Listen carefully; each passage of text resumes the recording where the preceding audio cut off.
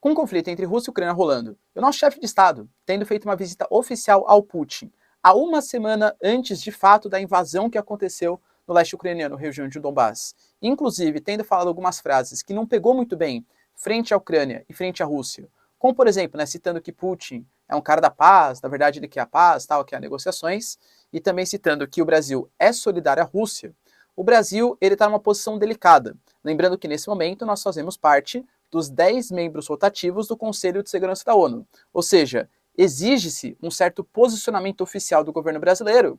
E lembrando que o Brasil não é qualquer player na geopolítica internacional. Cara, nós somos aí o maior país da América Latina, muito superior populacionalmente, economicamente, a qualquer outro país. Qual é a posição do Brasil, então, nesse conflito? E como que essa guerra entre Ucrânia e Rússia, pode afetar a economia brasileira e a nossa sociedade?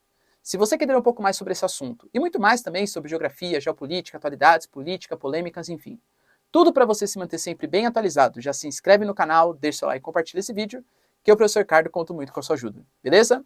Link completinho aqui, pessoal, para o curso de Geografia, Geopolítica e Atualidades. Para você interessado, pré-vestibulando e concurseiro, link na descrição, tá bom? Então vamos lá para o vídeo, galera. É o seguinte, primeiro em relação à posição oficial do governo brasileiro. Como eu falei para vocês, o Brasil, o Bolsonaro, de maneira geral, estava se aproximando bastante do Putin, até por considerar ele um líder conservador no mundo. E nisso do governo Bolsonaro, a gente tentou se aliar bastante aos governantes considerados mais conservadores de direita. Só que, digamos assim, de início, tinha o Trump, que acabou saindo dos Estados Unidos. Benjamin Netanyahu, atualmente o Bennett, né, que comanda ali primeiro-ministro de Israel, que não tem um alinhamento tão forte ao Benjamin Netanyahu. O Viktor Orbán na Hungria, o Andrzej Duda na Polônia, e agora, só sobrando esses dois, das maiores lideranças mais próximas do Bolsonaro, ele quis se aliar mais ao Putin, que de fato tem um caráter um pouco mais conservador, principalmente nas pautas de costumes, ali na Rússia. E esse alinhamento ele foi visto com visitas oficiais, discursos e tal. Deixando bem claro, tá? Ele não fez a visita porque a Ucrânia e a Rússia estavam em conflito. A visita já estava marcada e culminou, penso eu, com baita azar, bem na época do conflito. Lembrando que se o Brasil, por exemplo, não fizesse essa visita, poderia pegar muito mal frente à Rússia e à China, e se a gente fizesse a visita, pegaria mal com a Ucrânia e com os Estados Unidos. Ele falou, eu vou, mas Biden, se quiser me chamar, eu vou também, tá? Enfim, tentou fazer ali o meio campo, que eu particularmente acho que era a posição até correta naquele momento, tá? Dentre as declarações que ele fez, a gente conseguiu alguns acordos, né? Talvez não no papel, mas assim, possibilidade de alguns acordos, principalmente relacionado à troca de fertilizantes. Só que nesse momento, uma semana depois, que a Rússia fez uma intervenção na Ucrânia, e lembrando, não só na região de Donbass, na Ucrânia como um todo. A gente tem regiões aí, Kiev sendo invadido, ataques a partir da Crimeia, da Bielorrússia, ou seja, é uma intervenção em outro estado, né? Fere completamente o direito, a noção de direito internacional. Então o Brasil precisa se posicionar, até porque a gente está dentro do Conselho de Segurança da ONU. Por enquanto, a gente teve o nosso presidente Mourão se pronunciando, falou horrores ali, né, do presidente Putin, comparou com figuras, que eu não posso nem falar aqui no YouTube, senão o vídeo é tirado, tal, existe isso no YouTube, tá? Então, pegou, né, foi uma declaração bastante forte. O Bolsonaro fez uma live falando que ele desautoriza o Mourão a falar aquilo, porque quem deve se pronunciar é o chefe de Estado. Só que até agora o Brasil ele não se posicionou de maneira oficial, pelo menos não pelo nosso presidente. Poucos países ainda não se pronunciaram de maneira oficial. Do Cone Sul, por exemplo, só o Brasil até o momento. E dentro do Conselho de Segurança da ONU, galera, convenhamos, Brasil e China foram os únicos que ainda não condenaram de maneira mais veemente as atitudes da Rússia. Então a gente está esperando um posicionamento mais forte. Pô, vai apoiar a Rússia, que eu particularmente sou contra nesse momento, mas apoia. Vai apoiar os Estados Unidos? Não. O Brasil, por enquanto, ele está adotando uma posição, segundo o próprio Itamaraty nos discursos, de novo, né, do Itamaraty, não do nosso chefe de Estado, uma posição de equilíbrio nesse conflito. Basicamente, a gente não quer se queimar com a Rússia e muito possivelmente com a China, mas também não quer se queimar com o mundo ocidental, muito possivelmente com a União Europeia, com a Ucrânia, né, enfim, também. Lembrando que quem fica em cima do muro é quem cai primeiro também, né? Então dá para ficar em cima do muro até determinado momento. Quando exige-se uma posição e o Brasil não toma nenhum dos lados, isso pode acabar pegando mal pra gente dos dois lados, tá? Mas enfim, é cena para os próximos capítulos, e inclusive quero que você fale aqui. O que você acha? O Brasil tem que se posicionar? Lembrando que a questão não pode ser também meramente econômica. Até concordo que a economia é uma coisa importante. Mas noções de civilidade, direitos internacionais, respeito às soberanias de Estado também tem que estar nessa discussão. O Brasil tem que ter um pouco de moral e ética na geopolítica internacional, né? Bom, mas enfim, então qual posicionamento você defende? Rússia, neutralidade, equilíbrio, né, segundo o Itamaraty, ou posição pró-mundo ocidental? Além disso, a discussão que eu queria fazer aqui com vocês também é uma posição mais relacionada à economia brasileira, né? A gente está tendo um conflito gravíssimo no mundo e eu queria mostrar para vocês quais vão ser as consequências desse conflito para a economia brasileira. Anotei alguns pontos aqui importantes, tá? Primeiro, acho importante, pessoal, a gente ressaltar que um problema bem grave desse conflito, economicamente falando, não estou partindo para a questão, né, das vidas, das guerras, tal. Claro que isso é importante, mas para o Brasil nesse momento, aumento do preço dos combustíveis. Eu estou falando para vocês de regiões ali que tem a Rússia principalmente, né? Petróleo, gás natural, sanções econômicas sendo aplicadas, a possível exclusão da Rússia do sistema SWIFT de intercâmbio bancário, dificultando a conexão da Rússia com o comércio mundial. Então, claramente, a gente percebeu, por exemplo, o petróleo Brent, que é a referência internacional, tendo uma disparada de preço e chegando a $100 o barril. Poxa, bem nesse momento que a inflação parecia que ia dar uma acalmada, a gente tem o preço dos combustíveis aumentando, e lembrando, como o Brasil ainda está atravessando uma crise hídrica, parte da nossa energia está sendo a partir de termoelétricas, que funcionam a partir de combustíveis fósseis, então se ele está mais caro, a nossa energia ela fica mais cara, e o próprio combustível, o Brasil é um país que depende muito de caminhão, rodovias, tal, então se a gente tem um preço dos combustíveis cada vez mais caro, a nossa energia elétrica e a nossa matriz energética total ficam mais caras. Consequentemente, você vai pagar mais por tudo que circula no Brasil.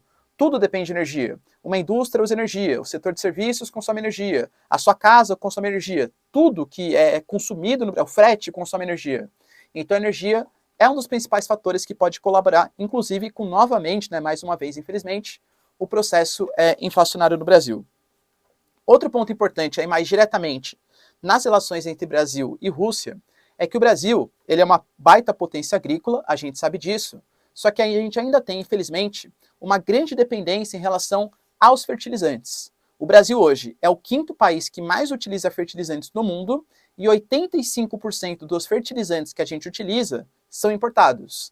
E claro, a Rússia, como um dos principais produtores mundiais de fertilizantes do mundo, é um parceiro comercial importante nesse setor. Tanto que o Brasil e Rússia não é assim, nossa, grandes parceiros econômicos. A Rússia está mais ou menos ali próximo da 30ª colocação em relação aos nossos parceiros econômicos mais importantes. Mas no setor que é mais importante, fertilizante é uma referência. E aí, ponto importante, novamente, né? Se os fertilizantes ficam mais caros, porque tem escassez desse produto no mercado, o Brasil vai ser obrigado a pagar mais caro. Pagar mais caro em fertilizante é alimento mais caro. Alimento mais caro é inflação, pesando principalmente no bolso do mais pobre, que é quem mais consome proporcionalmente em relação ao valor que ganha o preço dos alimentos. Ou seja, a inflação dos pobres, a gente costuma falar, né? Então, esse conflito, excluindo a Rússia de possibilidades, sanções, pode fazer com que os nossos alimentos fiquem mais caros. Outros produtos que são produzidos pela própria Rússia, como por exemplo, trigo, grãos, etc.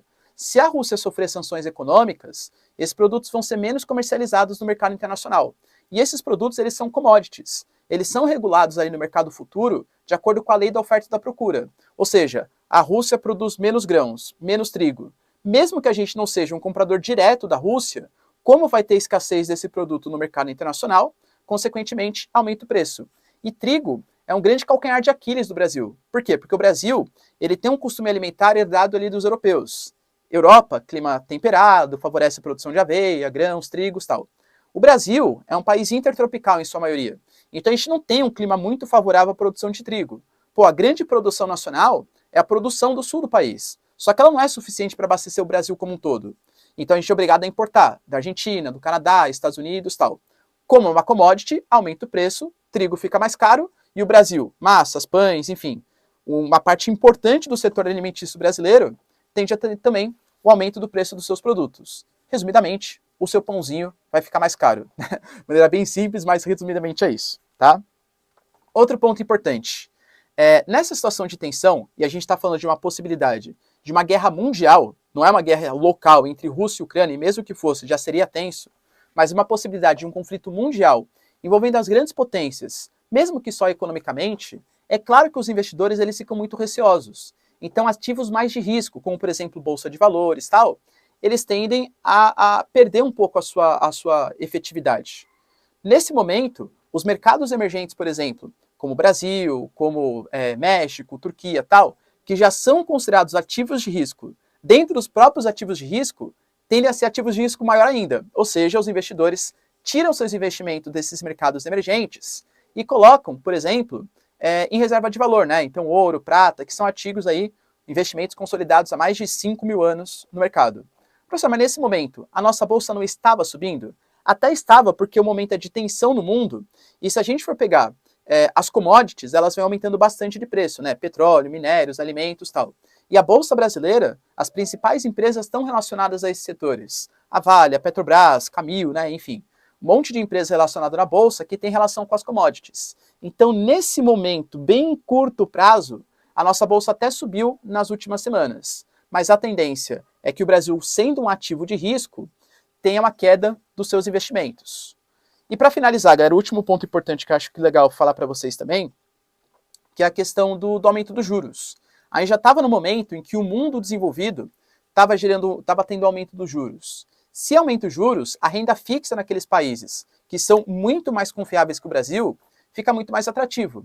Você que é um investidor, por exemplo, e quer fazer um investimento seguro nesse momento de crise, você vai investir no Brasil, que paga em real e é um mercado emergente não muito confiável, ou vai investir, por exemplo, num título americano. Convenhamos, se os Estados Unidos não pagar um título americano que vem do Tesouro Americano, ou seja, quer dizer que os Estados Unidos faliu. Se os Estados Unidos faliu é porque acabou o mundo, né? Então nem adianta fazer investimento, tá? Então, há uma tendência de aumento dos juros nos mercados desenvolvidos, fazendo com que os países emergentes fiquem menos atrativos nesse momento. Ou seja, os investidores tiram seu dinheiro do Brasil e de outros mercados emergentes para colocar numa renda fixa, uma coisa mais segura nos mercados desenvolvidos, que paga em dólar, não paga em real, que a tendência é ter uma desvalorização. Ou seja, pessoal, a tendência, não só para o Brasil, claro, mas para o mundo, é de um caos econômico nas próximas semanas, meses, enfim, enquanto durar essa situação. Mas o Brasil, sendo uma economia não muito fortalecida na DIT, na Divisão Internacional do Trabalho, tende a sofrer ainda mais. Deu para entender, pessoal, o que está rolando aí no mundo? Tranquilo? E você, né? Deixa nos comentários, hein? Quero saber. Se você fosse o chefe de Estado do Brasil hoje, apoiaria o equilíbrio Ucrânia e União Europeia, Estados Unidos, OTAN ou Rússia? Deixa nos comentários, quero saber a sua opinião. No mais, galera, se vocês curtiram o vídeo, tamo junto, beijos, abraços e